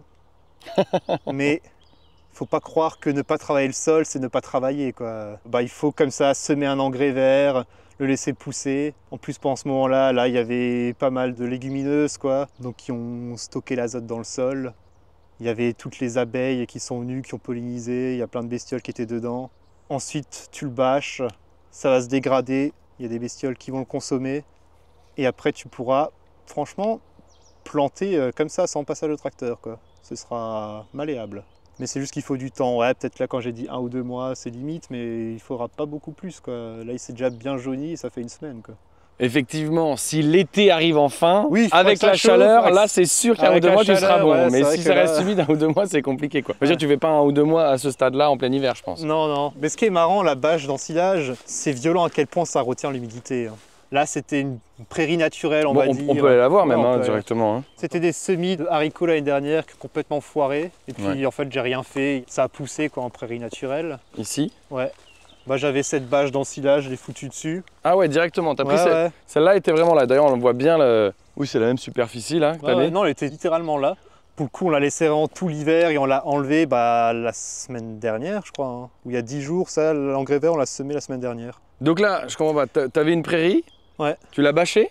Ouais. Mais tu as remis un engrais vert quand même dessus? Ouais, parce que cet endroit, j'estimais que c'était vraiment très pauvre et très sablonneux. Et en fait, j'ai laissé ma bâche tellement longtemps qu'il n'y avait plus rien comme couvert. Et je me sentais pas de planter directement là-dedans parce que, je sais pas, je trouve que c'était encore un petit peu trop pauvre. Donc je me dis, en attendant, vas-y, je remets un engrais vert pour passer l'hiver et je recommence. Et là, je replanterai.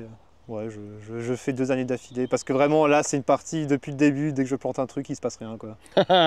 Donc je me dis je mets la max cette fois-ci. Et pourquoi tu charges pas du coup en fumier de cheval ou quoi? Manque de temps enfin. Ah ouais, ah ouais. Disons que Parce que là ton engrais vert tu l'as semé à la volée ou quoi? Ouais, ça l'a volé. Ouais. Ouais. Là on a passé un petit coup de cultivateur quand même après avoir... Parce que le souci c'est qu'il y avait plein de galeries de souris, du coup on a passé le cultivateur juste pour niveler, pour les faire dégager un petit peu. Bon, on voit un petit peu les ronds sur les traces. C'est vrai, si on regarde on les voit. Et après juste semer à la volée, un peu ratisser et puis voilà quoi. Et en engrais vert, tu mets toujours le même ou tu changes? Qu'est-ce que tu tentes des trucs? T'en as un que tu préfères qu'un autre? Tu mélanges quoi? J'achète un peu tout le catalogue, je mets un peu de tout quoi. Là par exemple c'est quoi? Je suis sur la fin, parce que j'ai recommandé de l'engrais vert mais c'est pas arrivé à temps, j'ai toujours pas reçu d'ailleurs. Et là je crois que c'est surtout du trèfle, de la luzerne, du pois gourmand je crois. Juste pour savoir, peut-être comme ça ils vont s'excuser et t'enverront des semences gratos. C'est chez qui que t'attends toujours la commande? Merde, le comptoir agricole là. Voilà. Le message est passé. Envoyez-lui gratuitement des semences s'il vous plaît, comptoir agricole. 25 kg de facélie s'il vous plaît, c'est mon préféré. Et là sur celle-là t'avais quoi? Là il y avait trèfle incarnat, facélie, vesse. Et je sais plus quelle céréale, il y avait du seigle ou de l'épeautre, je ne saurais plus te dire. D'accord. Donc vraiment en fait on mélange. tu changes à chaque fois, il n'y en a pas un que tu préfères après qu'un c'est autre. selon les saisons déjà, si tu fais un semis pour couvrir l'hiver ou pour couvrir l'été, tu peux pas mettre la même chose quoi. Ouais. J'oublie à chaque fois ce qu'il faut pour quelle période, donc je reprends le catalogue, je le check, je fais ah ok ça c'est bon. Est-ce que j'ai? Ah ben j'ai que les 2 là sur ça, donc je mets les 2 là. Et de temps en temps je tente quand même de compléter, parce que si j'ai pas de légumineuses, je pense que c'est le truc le plus important à mettre dedans quoi. Théoriquement ouais, légumineuse, une graminée. Je m'en rappelle plus à quel point on a vulgarisé ou pas. Donc même s'il a parlé de blé, d'orge, de sarrasin ou quoi, c'est pas du tout pour récolter. Mais bon, je pense que les gens qui suivent la chaîne, ils ont l'habitude. Mais bon, j'aime bien quand même toujours le vulgariser. C'est vraiment juste pour créer de la matière organique, créer du végétal, qu'après donc il couvre et ça nourrit le sol en fait. C'est pour ça qu'il le fait. Toutes les familles en utilité, il y a celles qui vont vraiment stocker un certain nutriment dans le sol. Il y a aussi celles qui vont juste avoir un enracinement profond.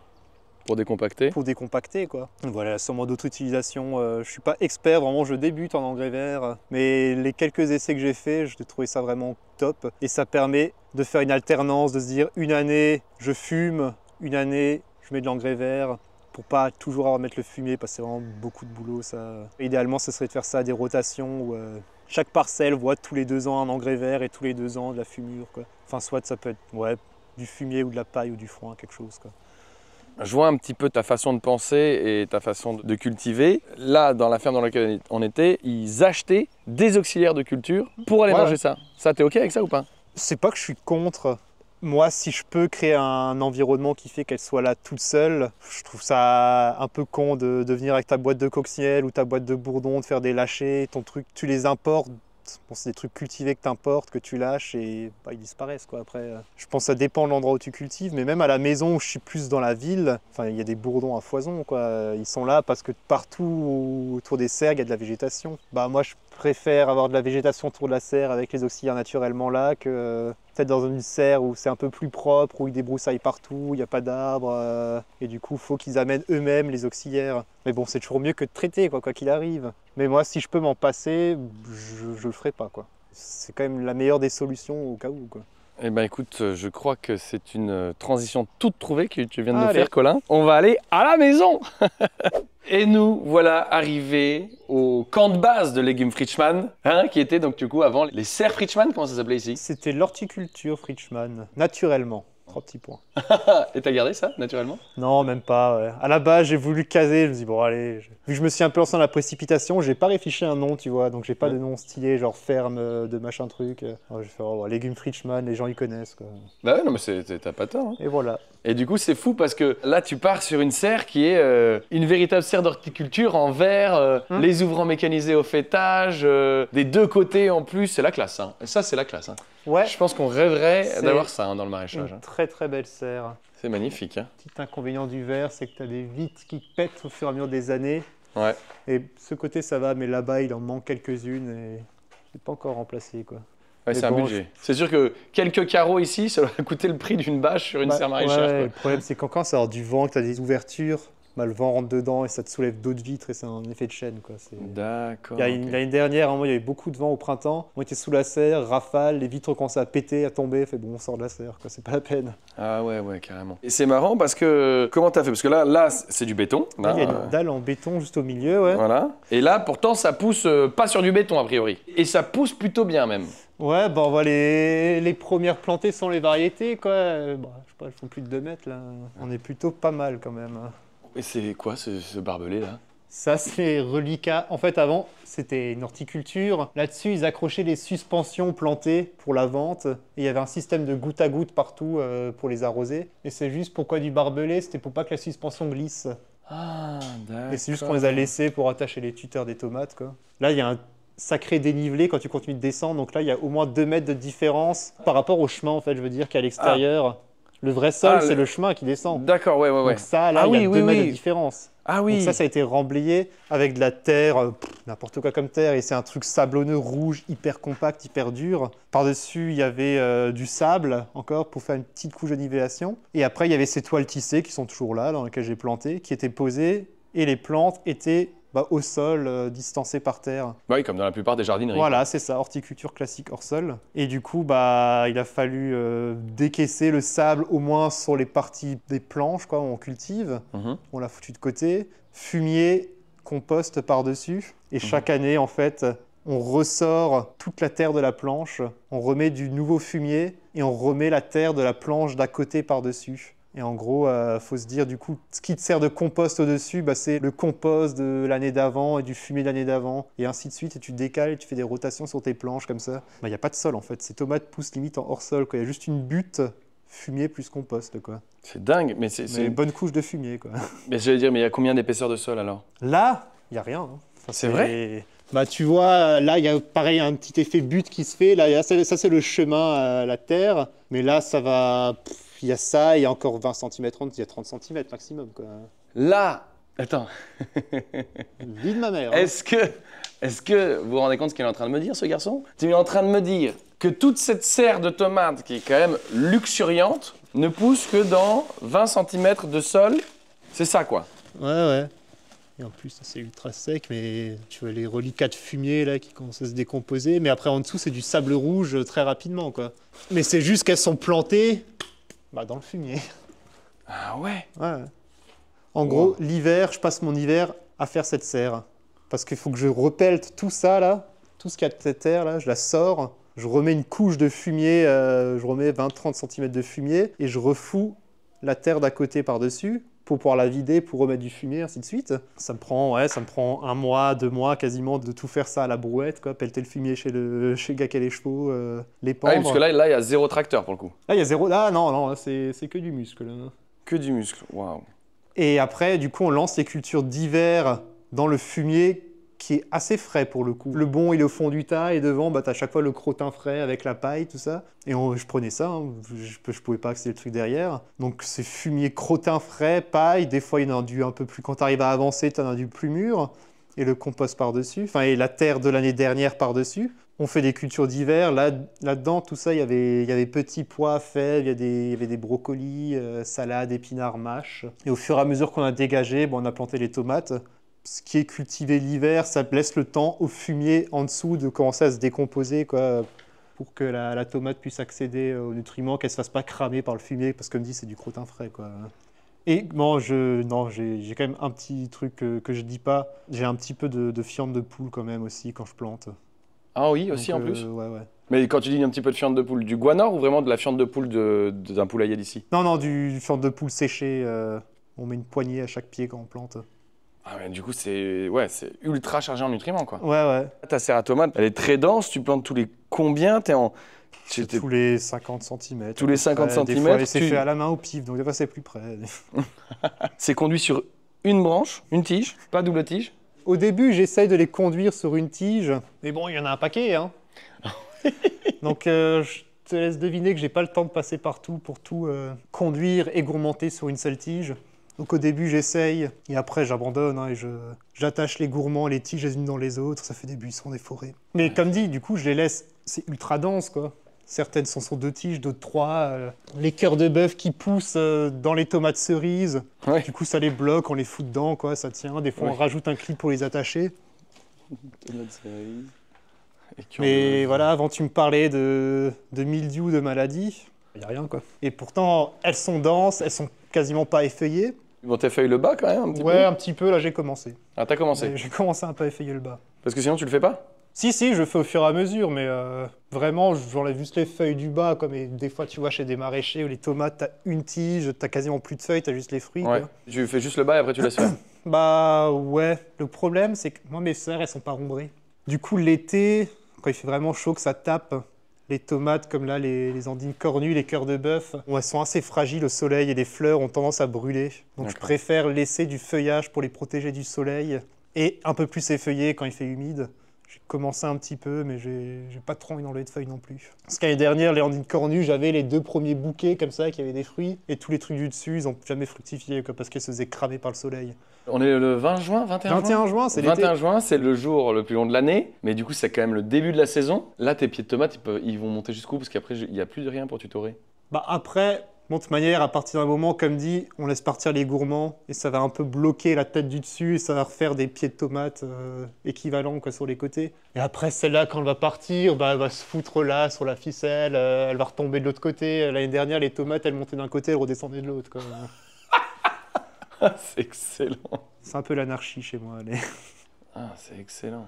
Moi, cette serre, j'ai quasiment pas de rotation. Hein. Enfin, j'ai tomates, aubergines, poivrons, concombres, quoi, l'été. Et puis, il y a des années où...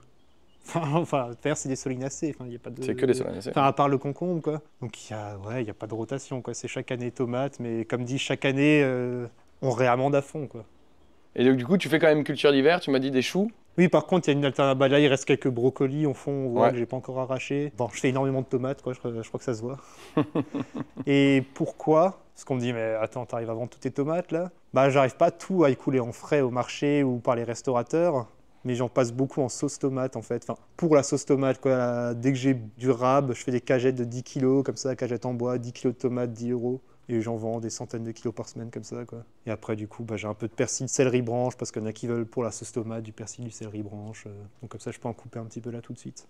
Donc effectivement, beaucoup de tomates différentes. Est-ce qu'il y a également beaucoup de variétés différentes ou... Il y a beaucoup de variétés différentes. Alors, je parlais avant que je fais 90% des replants moi-même. Bah, les 10% de replants que je fais pas, ça va être les replants greffés, en fait. Parce que tomates... donc là c'est bien, parce que tu m'apportes une autre question. Est-ce qu'il y a du plan greffé? La réponse est oui, donc.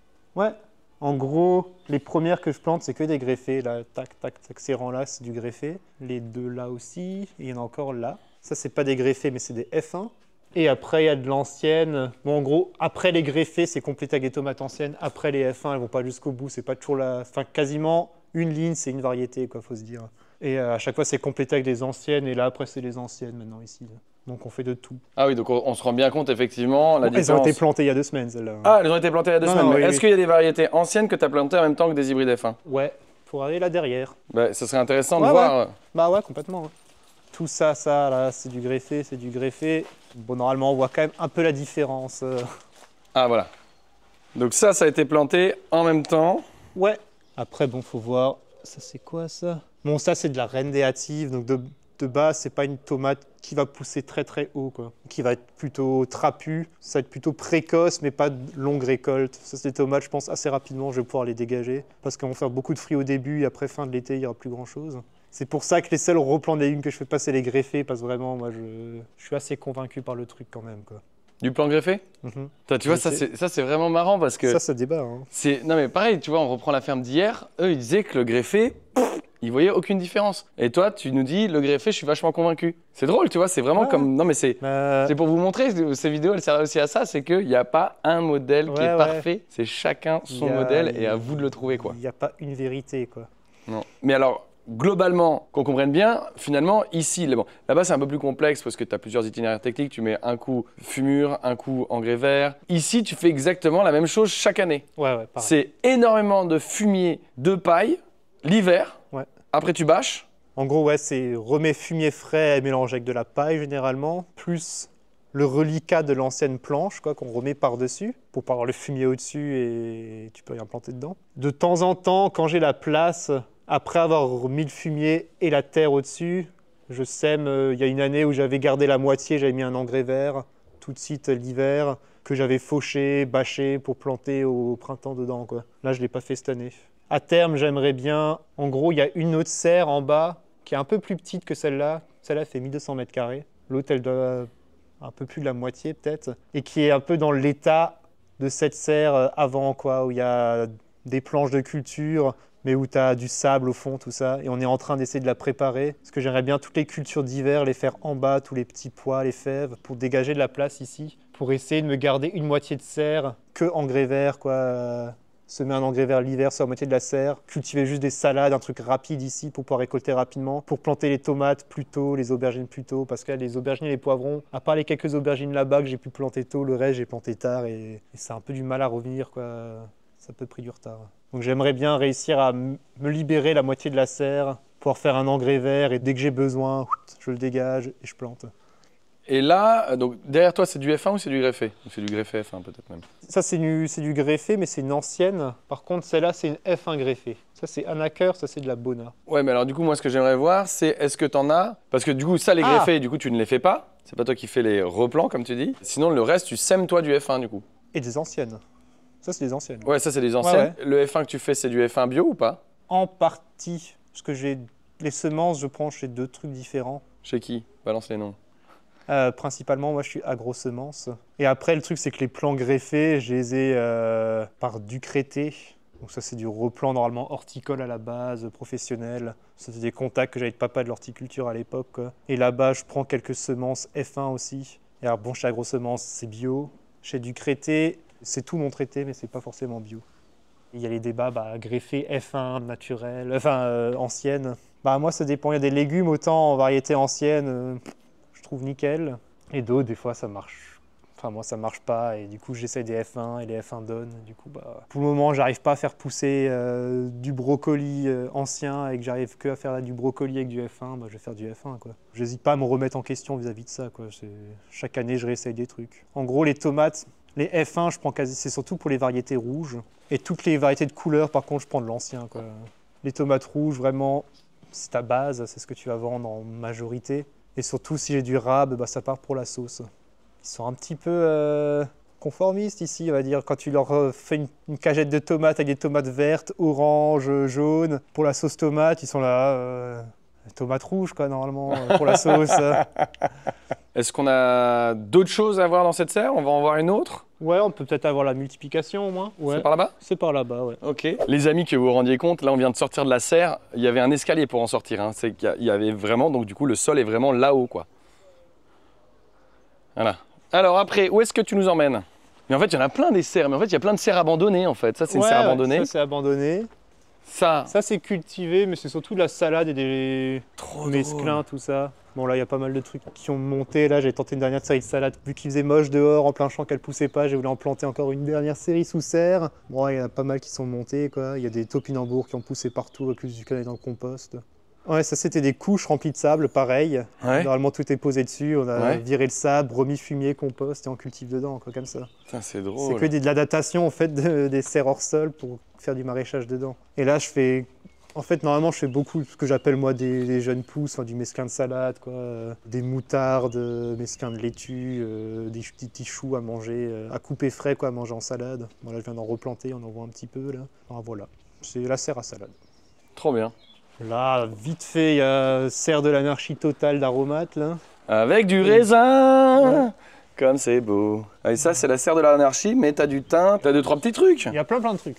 Il y a de la sauge. De la sauge. Oh, moi, j'adore les serres comme ça. De la livèche, de la mélisse, de la menthe, du figuier. Hysope, des figuiers. Ah oui, c'est l'anarchie, mais on adore. Moi, j'adore cette serre. Hein. C'est ma préférée. C'est quoi cette plante-là? Ça, c'est une sorte d'euphorbes sauvage. Donc ça, c'est des reliquats de l'horticulture. C'est un répulsif à taupe. C'est vrai? Paraît-il. Trop drôle. J'en sème partout dehors, peut-être pour les ratopiers. Et ça, c'est une vigne qui est normalement dehors, mais qui est rentrée dans la serre. Et ça, c'est la serre de multiplication, du coup. Et, ah oui, ah oui, ah oui, ah oui. C'est là qu'on fait tous les semis. Donc là, c'est là qu'on travaille quoi, avec la terre, qu'on sème. Donc là, la petite table de rempotage. Et alors là, je vois que vous avez un tamis. Est-ce que vous n'utilisez pas du terreau à semis pour faire vos semis et du coup, vous... Je t'avoue qu'on utilise du terreau bio de rempotage qui est assez grossier. Je sais pas, j'aime pas trop le terreau de semis là, ultra fin. Je trouve qu'il fait une espèce de croûte, il retient trop l'humidité aussi. L'hiver, là, il a fait tellement humide, il y a eu beaucoup de dégâts, la fonte de semis, quoi. Tomates, beaucoup de pertes. Et je trouve que c'était pire avec l'autre terreau, justement. Donc on est revenu sur un truc un peu plus grossier, là. Et le truc, c'est que du coup, bah... Quand on sème, parce qu'on sème tout à la main, il n'y a pas de semoir de quoi que ce soit. On sème graine par graine dans les alvéoles. Et jusqu'à la fin, on recouvre de terre avec le tamis. Et après, bah, tu as tout le truc grossier qui te reste comme ça. Là. Et ça, généralement, on le prend après pour le mettre au fond des plaques pour semer. Pour garder le fin pour mettre au-dessus. Donc là, waouh! C'est beau ça! Ouais. Regardez ça si c'est pas joli. Il te reste encore plein de choses à planter en fait. Ouais! Ouais. Il y a une prochaine série de haricots. Ouais. Ah, ça c'est une méthode assez perso. Moi, les haricots, je les pré-sème en motte. Alors ça, c'est drôle que tu dises ça parce que, effectivement, alors pourquoi c'est drôle? C'est parce que généralement, le haricot, on peut se permettre de le planter en plein champ. Mais, et moi aussi, pour avoir fait, avant d'ouvrir la ferme, beaucoup de jardins, hein, de potager, on va dire, je me faisais bouffer tous mes haricots. C'est ça? Pareil. Ouais, voilà. Et donc, du coup, quand je me suis aperçu de ça, je me suis dit, bah vas-y, c'est pas grave. Moi, mes haricots, je les sème en godet par 3. Ouais. Et une fois que c'est arrivé assez haut, là, je plante. Et là, j'ai moins de problèmes de dégâts. Bah, c'est pareil. On a fait ça l'année dernière, on a expérimenté ça. Et ça a bien marché. Et donc, ce truc, ça fait 3 séries qu'on plante dehors, mais bon, on a récolté une fois un petit peu, là. On commence à récolter sur les premiers sous le tunnel. Ceux dehors, ils poussent pas, quoi. Yeah. Qu'on a un peu vu sur les bâches, quoi. Enfin, limite, ils ont la même taille que ceux-là encore, qu'on vient de semer, quoi, qui sont prêts à planter. Là-bas, c'est quoi, ça? C'est pas du maïs? Si, c'est du maïs. Mais, ah oui, le maïs aussi, pareil, tu fais maïs mais en fait, godet. moi, à part les carottes, je sème rien, en direct. Ah ouais? À part les carottes, rien n'est semé en direct, même le petit pois? Le petit pois et fèves, c'est encore les trucs que je fais en direct, mais l'année prochaine, je vais semer en motte aussi. C'est drôle parce qu'on a un copain qui a une ferme pas très loin de chez nous, et lui, c'est tout l'inverse. Ouais. Il fait tout en semi-direct. Mais tu gagnes du temps, hein, c'est sûr. Le semi-direct, si ça marche, c'est mieux. Mais moi, j'en ai marre de semer mon rang de petits pois et que tu as des trous dans ton semis parce qu'il y a un endroit qui était un peu sec ou qu'il y a des souris qui ont bouffé le truc. Et je préfère me dire, maintenant, vas-y, je sème tout en mode comme ça. Je plante à l'intervalle que je veux. Et là, tu es sûr qu'il y a au moins 95% de ton truc que tu as planté qui est là, quoi, que tu récoltes. Et c'est pour ça qu'au fur et à mesure, tous les trucs que je faisais en direct, j'ai arrêté. Je suis passé sur du semi en plaque comme ça. Et bon, bah, les carottes, c'est le seul truc que tu peux pas semer en plaque. Et le maïs, là, que tu as, du coup, c'est du maïs doux pour consommation perso ou tu arrives quand même à le vendre? Parce que sur le terrain, là-bas, j'avais vu qu'il y en avait quelques cannes, mais pas énorme non plus. Non, mais c'est juste... On en sème un petit peu chaque année, mais ça donne jamais très bien le maïs pour l'instant. Parce qu'il faut beaucoup de flotte.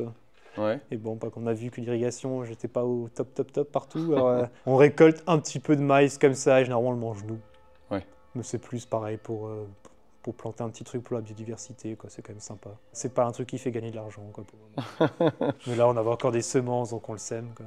Ça, c'est des endives encore qu'il faudrait que je plante absolument dehors. Et pareil, endives, ça fait 3 ans que j'essaye, 3 ans que...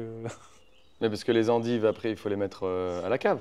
Ouais, mais d'abord, tu sèmes ton endive qu'il va falloir planter en pleine terre, en plein champ, que tu laisses pousser pendant l'été. Et à la fin de l'été, tu coupes le feuillage, tu sors ta racine et c'est ta racine que tu vas mettre au noir.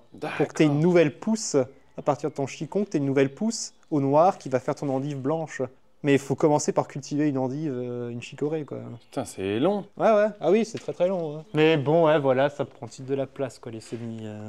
Et là, on a fait le tour. Il y a encore une petite serre qui traîne cachée quelque part. La serre tout en bas dont je parlais, quoi, qui en travaux. Enfin, il faut enlever le sable pour faire les planches de culture. C'est le bordel. C'est le bordel. Sinon, il y a tout en haut, on peut juste faire un tour partie magasin à la rigueur pour finir. Ah oui, parce que tu as le magasin directement sur place. Ouais. Ça, c'est une autre serre. Bah là, on voit, tu vois, c'est des planches de sable. Ah oui, donc à la base, c'est comme ça ton sol ici dans la serre. Ah ouais. Ah ouais. Donc là, tu grattes le sable et derrière, tu as un sable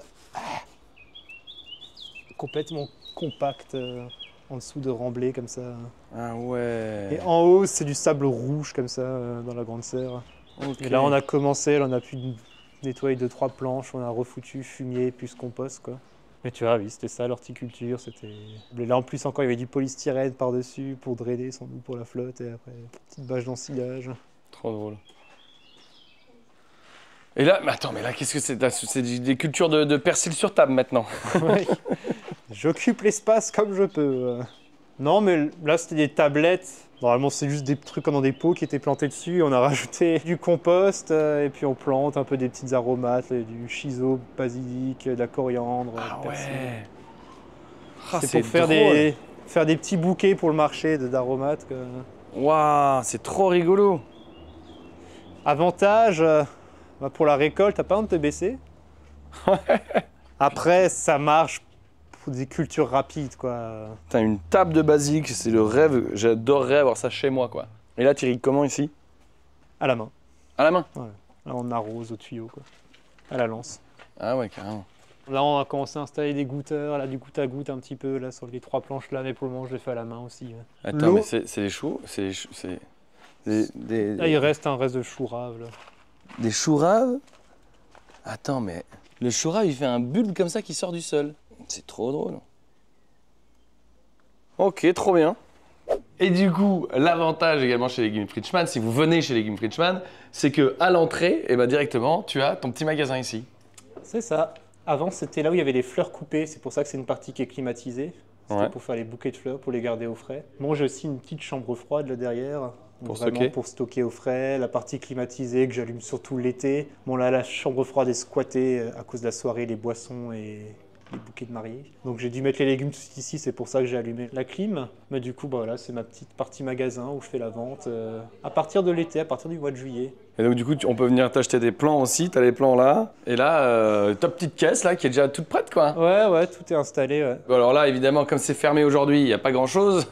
Ton petit marché chez toi, quoi. C'est quand même génial d'avoir son petit marché chez soi comme ça. Ouais, bah surtout les gens.